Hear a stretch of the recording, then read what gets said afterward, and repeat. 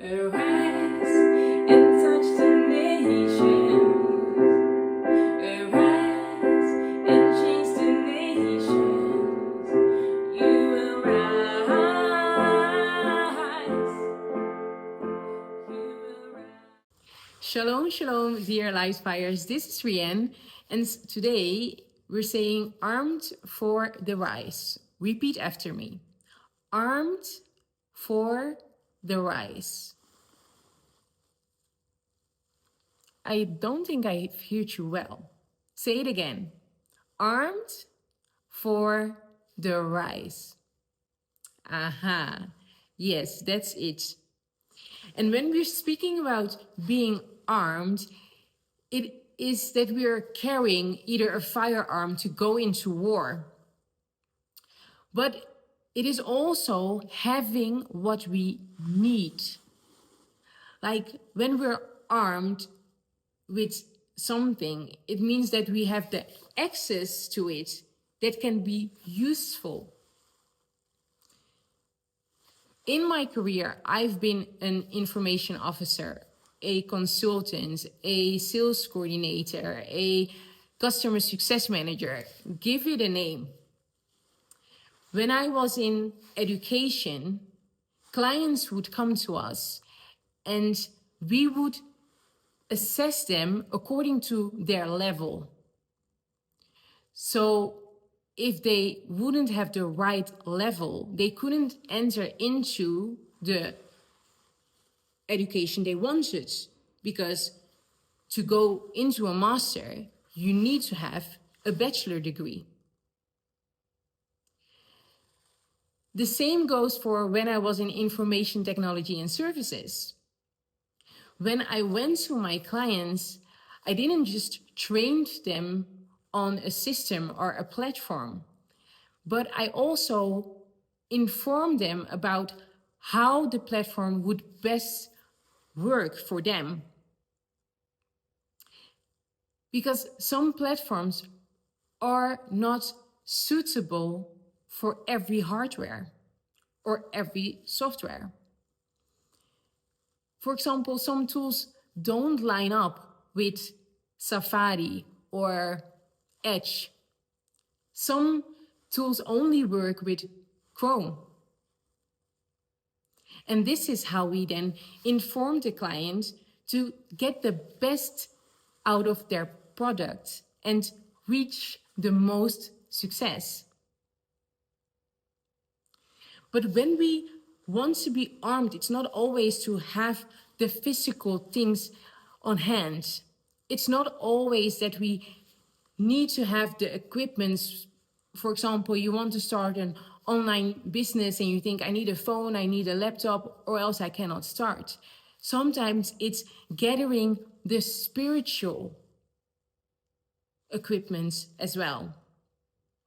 And David was one that knew that very well.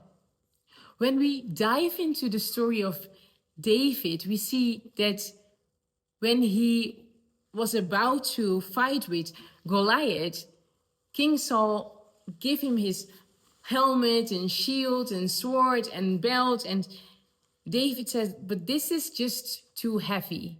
This equipment is not what I need to fight the battle. So he took it all off. And then you think, why? You're going into a fight. How can you take it off? But then David revealed something to us. When we go to 1 Samuel chapter 17, verse 45, we see that David said to the Philistine, you come against me with sword and spear and javelin, but I come against you in the name of the Lord Almighty, the God of the armies of Israel, whom you have defied. David basically said, I come in the name of the Lord. He had power. He had strength. He knew what he was up against, and he fought for it. Even further on, when we see the war against the Amalekites, David again needed strength. And when we go to 1 Samuel 30, verse 6, it says, David was now in great trouble because his men were all very bitter about losing their children, and they were threatening to stone him. But the Lord his God gave him courage. David said to the priest Abiathar, son of Ahimelech, bring me the ephod. And Abiathar brought it to him. Now it comes. David asked the Lord, shall I go after those raiders, and will I catch them? He answered, go after them. You will catch them and rescue the captives. David went into his quiet place to ask advice to God. Again, when we look at the story where David knew that he would become king, again he went to the Lord. When we read 2 Samuel chapter 2, it says, after this, David asked the Lord, shall I go and take control of one of the towns of Judah? Yes, the Lord answered. Which one? David asked. Hebron, the Lord said. So David went to Hebron, taking with him his 2 wives, Ahinoam, who was from Jezreel, and Abigail, Nabal's widow, who was from Carmel. He also took his men and their families, and they settled in the town round Hebron. In the meantime, someone else was crowned king. But after it all, when David finally went into a fight, it says, so 12 men representing Ishbosheth and the tribe of Benjamin fought 12 of David's men.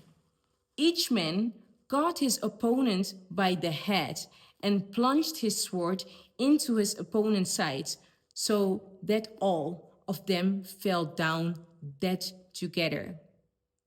And so that place in Gibeon is called Field of Swords. Then a furious battle broke out, and Abner and the Israelites were defeated by David's men. We see this in 2 Samuel 2, verse 17. David knew how it is to ask advice from the Lord, how it is to go back to him before you start something very important.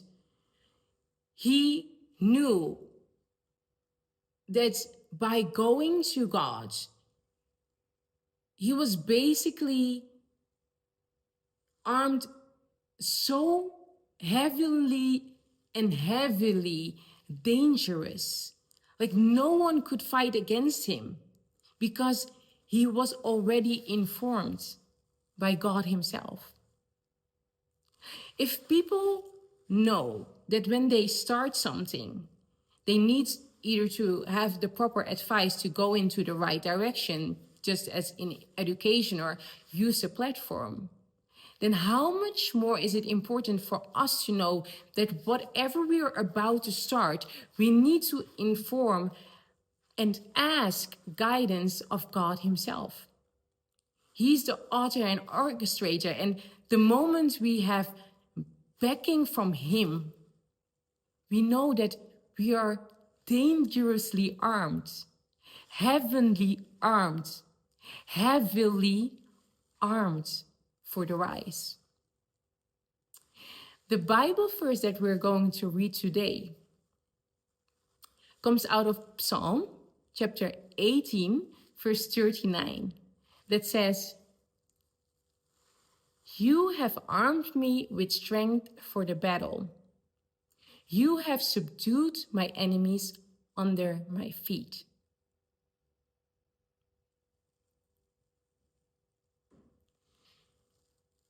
When we go to God, it means that we are furnishing ourselves, we are equipping ourselves with security, with strength, with efficacy.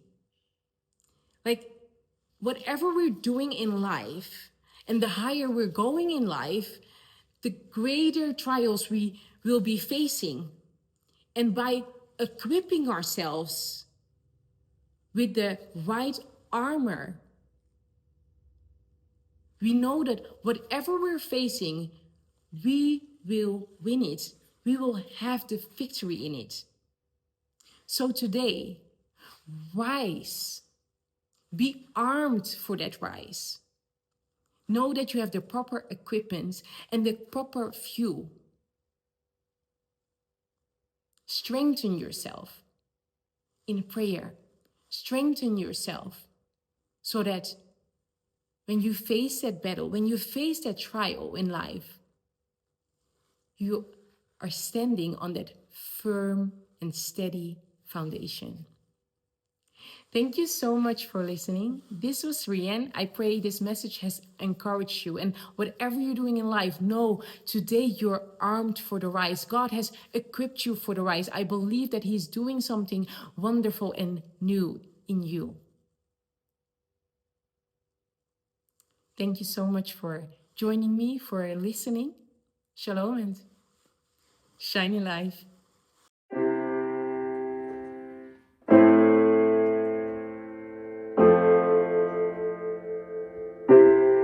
Arise, arise. Arise, arise.